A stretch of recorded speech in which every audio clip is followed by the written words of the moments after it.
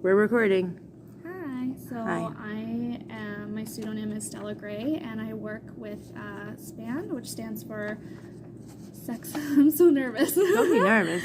It stands for The Sex Professional. Sex Professional Alliance Nanaimo, Sex Professionals Alliance Nanaimo, and we're basically a coalition of sex workers or former sex workers, basically people with like hands-on experience in the sex industry, and we're coming together to increase like rights and protections for sex workers everywhere. And I am writing a manifesto currently on like why we should decriminalize sex work and why I think it's so vital that we take this next step to dismantle laws that are unjust. And I found myself running into the issue when I sat down and started writing. I was like, there are certain terms that we don't have yet. Like, we don't have the language necessarily as it's defined. Like, we don't have definitive terms to describe some of the concepts that I kept running into. Right. So, like, one that Amber was nice enough to write down I'm for me. Amber, by the way. There we go. Yeah, she wrote sexual labor. So sexual labor exchanging your sexual labor is basically like, you don't have to be a sex worker. You don't have to be like any type of official sex worker to do this. A lot of women find themselves in this position at some point in their life. It's not necessarily the healthiest thing.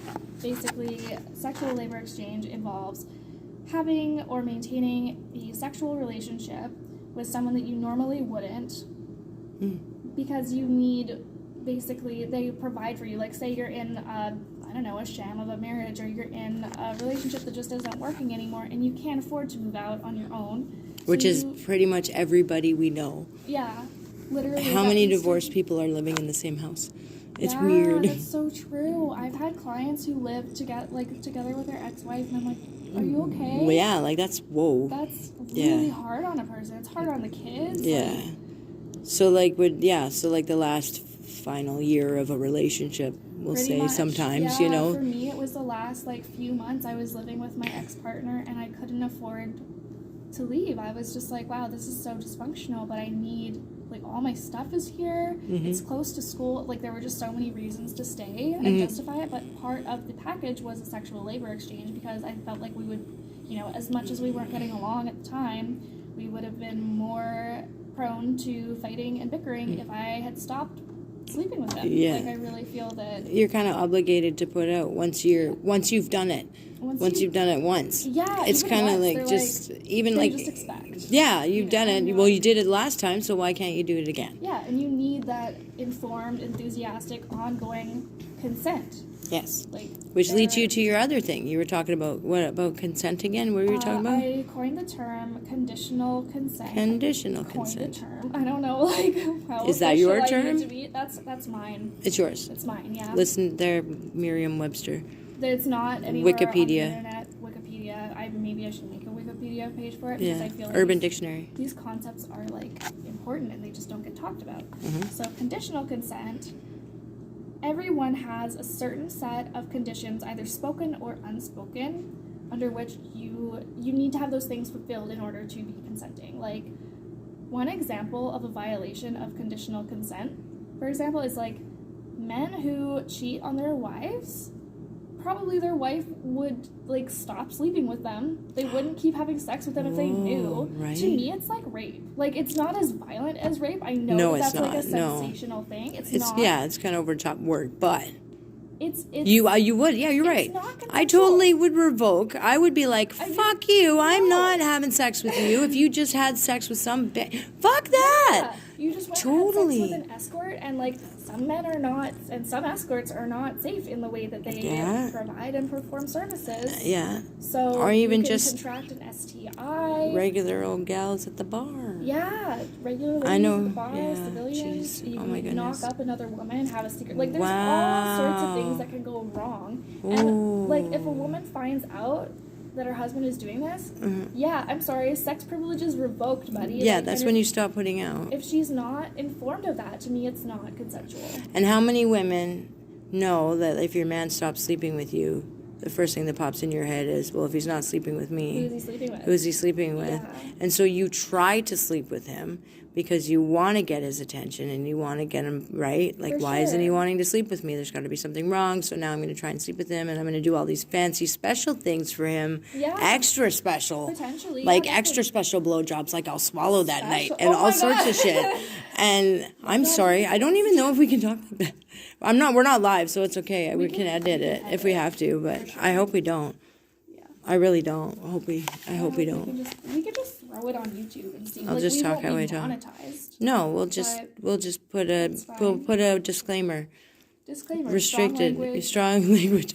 By These some views are not anybody's but former- our own. Former ladies of the night with our own lots of opinions. Yeah. Yeah, totally.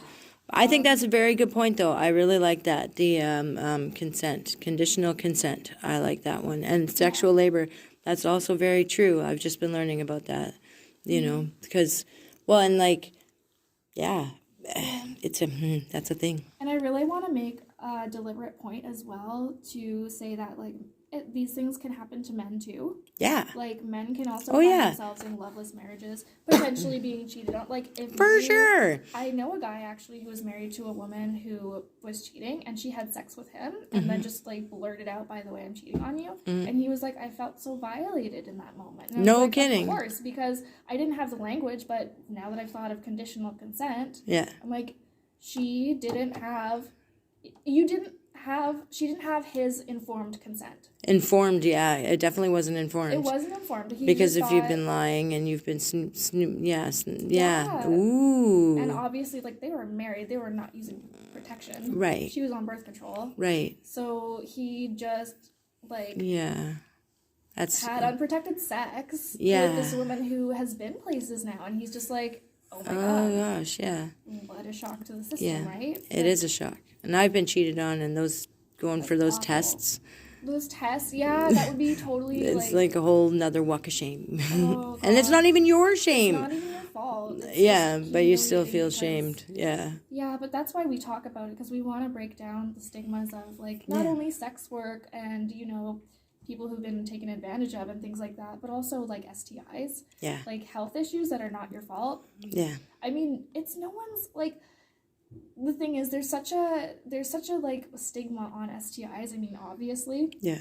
but when you think about it, if you go out into, like, you know, a crowded area and during flu season Mhm. and you get sick, no one's like, oh my god, why weren't you taking did you not Yeah. get a flu shot? Yeah. Even though there's Could you literally a imagine? vaccine.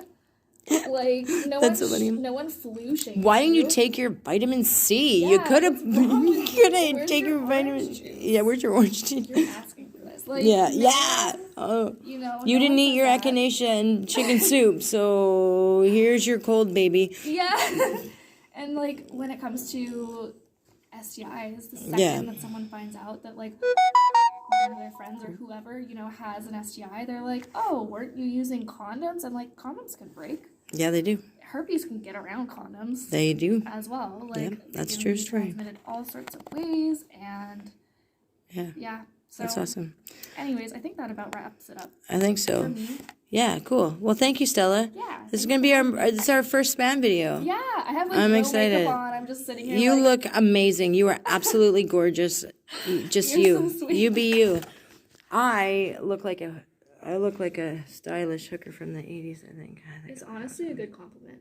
I think so. I like it. I really like my hair color. Anyway, thanks for watching. Thank you for and watching. yeah, we have a Facebook page, facebook.com/page4span. And yeah, we're in Nanaimo, and we're a peer-run organization. And We're on Instagram too. yeah, we are on Instagram. Span VI. It's like under span that line down below VI. Yeah, span underscore VI Underscore at VI. Instagram. Yeah, Yeah. on Instagram. There So we are. check us out, and yeah, take care. Be safe.